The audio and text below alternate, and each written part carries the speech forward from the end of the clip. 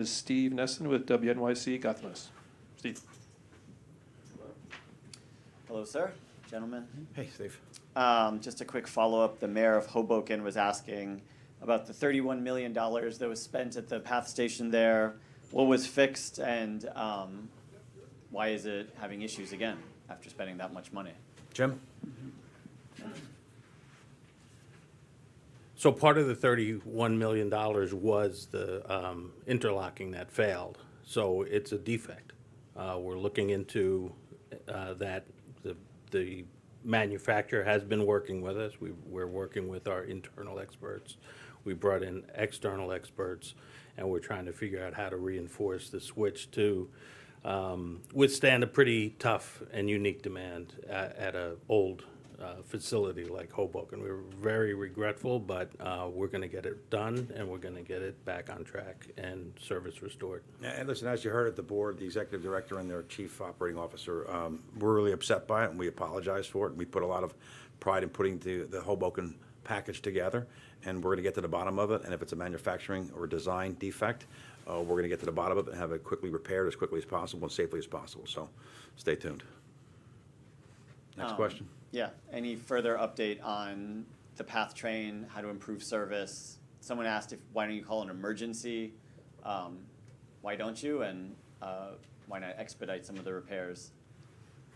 So we are treating this switch failure as an emergency. We've been working around the clock. I think the very next day, the manufacturer was on site. We brought in all of our external consultants.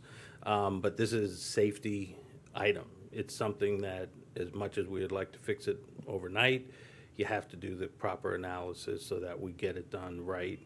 I mean, we wish we got it right the first time. So we have to absolutely make sure safety's at the top, that whatever the fix is, it's going to last, and we're going to avoid a similar incident. But rest assured, it is a top priority. And Next. can I follow up for one more question, not on PATH related, but there's been 2 bus crashes now at the Port Authority Yep. bus terminal. What's going on with that? Diane Eller, come on up. Yes, good morning. So this morning there was a crash on the bottom level, the lower level of one of the ramps heading into the bus terminal. One bus rammed into the other. There were over 30 injured, so it's very serious. As a result, there was an accident investigation that took place. So it is the second, as you mentioned, bus terminal accident that's happened.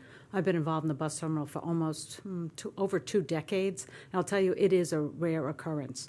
So every accident, though, we completely investigate, and we look for ways to mitigate any incidents like this. During the entire event, we stayed in touch with New Jersey Transit, and we'll be working with them to see what we could have done to avoid this. And the first one, there was a medical incident with the driver, which caused an accident, which was obviously unforeseeable and unfortunate. Okay, thanks. Next, Tom. Sorry, Diane. Our next question is Tom Ewing with Professional Mariner Magazine. Tom, do we have you? I think that's your cue. You can take it. No. Beth's going to take that one. Do we have him? Tom, you muted? He is on. He's on. Tom? I just unmuted. Okay, great. Yeah, can you hear me? Now we can hear you now, Tom. Good, thank you. I appreciate the chance to participate remotely. Sure. Yeah, in October, the Port Authority was awarded $344 million for US EPA Clean Projects reports. There's a bad feedback with this audio. At any rate, I was wondering, what's the status of the Clean Ports projects with the Port Authority, and have you been able to access US EPA's money? Okay, we got your question. Beth Ann?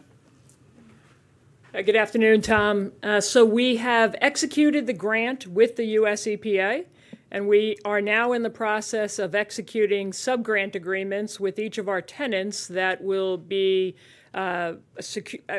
ultimately using those funds. And those funds will be used for the purchase of clean, non-diesel operated equipment in the marine terminals, as well as the infrastructure that's needed to support the charging of that equipment and in some instances, we'll be putting in what will be the first ship charging or electric power for ships on the New Jersey side of the river. So things are advancing well at this point.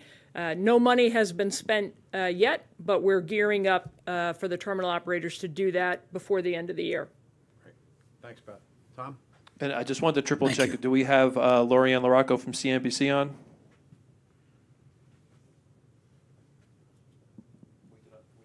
All right, Tom, let's move it. Okay. Next up is Samantha Liebman with New York One. Sam? Yep, good afternoon. Can you hear me okay? Yes, we can. Okay, thanks. I just was noticing that you guys are taking down the toll booths at the George Washington Bridge, but basically you're funneling 3 lanes of traffic, local traffic, into one, sort of like what happened at Bridgegate. I mean, are you like aware of that? It's really causing backups into the local streets. And I'm wondering if there are any plans to alleviate that, because it looks like you're doing this into November. Hi. Yes, we are removing the rest of the canopy that's left. It's a remnant that's left over before we went with cashless tolling. That work does necessitate the closing of 3 lanes, so we do have to narrow the ramp to that work site in order to protect the workers at the site and the customers who are using the facility. The good news is when the work is completed, it'll be a safer, more efficient roadway for everybody that's using it. But isn't there concern about traffic backing up consistently into local streets during the week? I mean, this was the whole brouhaha over Bridgegate, where the lanes were closed and it was backing up. The same thing is happening now when you're funneling all of that traffic into one lane. Yeah, we've been working very closely with the mayor's office from Fort Lee as well as Fort Lee PAPD in order to be able to mitigate those type of any kind of traffic backup. Port Authority and Fort Lee have added additional police resources to manage the traffic. And in addition, when we notice local backups, we're actually holding the mainline traffic and we're pulling the local traffic in order to get those concerns. All right, thank you. Tom, next And question. Sam, we can send you these also. We notify the public through travel advisory and other means also. Next up is Colleen Wilson with the record. Colleen? Yeah, thanks. Just wanted to follow up on that one.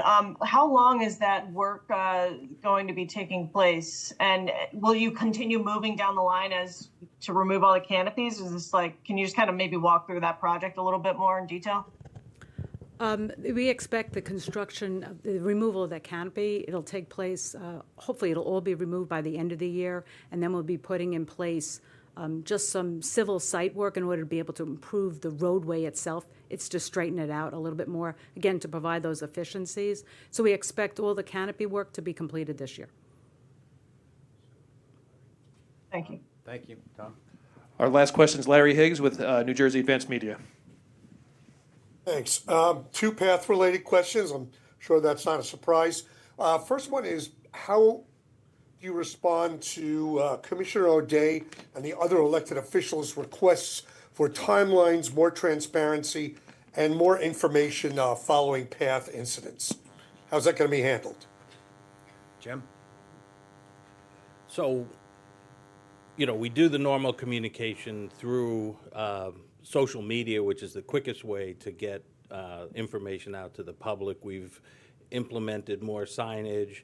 In terms of the status of the fix, that's underway. And as soon as we get a better line on when we'll be able to implement the fixes and get back up to service, we will use our normal communications challenges to get that out.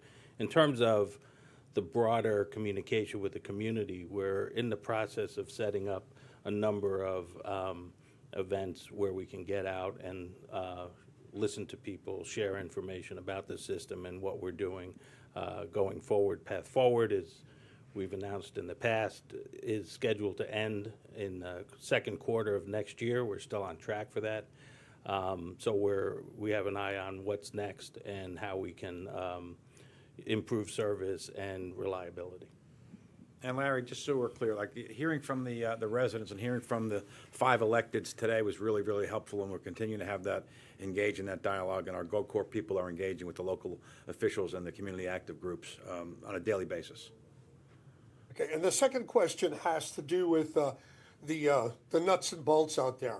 How much of that interlocking has to be replaced? I've heard several different kinds of parts being named: guide rails, switch points, issues with ballast. So exactly what needs to be replaced in that interlocking? We're still working on the details of that. It's not anticipated that we're going to have to pull it all out and reinstall it. It's about taking the design, evaluating where the failure points were, and putting in reinforcement. So, again, we're still early days. We have some parts on order to do some reinforcement. And while the investigation continues, we're bringing in an outside expert in this area to do an independent assessment of what we found and what the manufacturer finds. And that's why we're being very careful and deliberate about the permanent fix. But as soon as we have a better schedule and timeline, we will communicate it. Thank you, Larry. Appreciate it. That concludes the Q&A. Thank you very much, everyone.